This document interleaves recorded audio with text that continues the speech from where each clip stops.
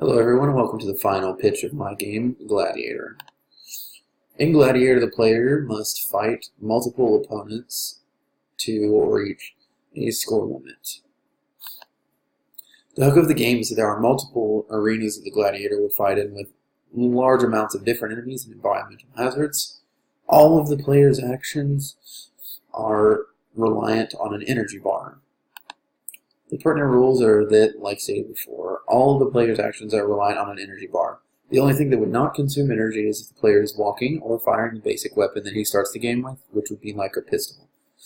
If the player runs, jumps, or uses any kind of special weapon, he uses energy. There will be pickups across the level that will increase the player's energy and speed him up, slow them down, stuff like that. Weapons will be generated randomly throughout the level. Once a weapon is picked up, it will, after a certain time, generate a new random weapon. The goal is for the player to reach the score limit before his enemies do. The antagonizing forces will be monsters that are thrown into the arenas to give the player a challenge, or other gladiators. In a single-player game, the gladiator will most likely be facing monsters, whereas there will be a low spawn rate for other gladiators that have a smarter AI. Whereas with multiplayer, each player would pick their gladiator and go up against each other and the monsters in the arena. The player must decide how to use his energy wisely.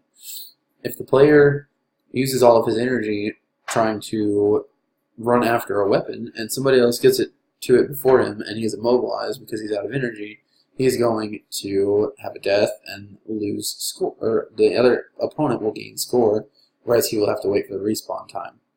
So, should the player run and pick up armor if his health is low, or should he try to go all out and fight his opponent?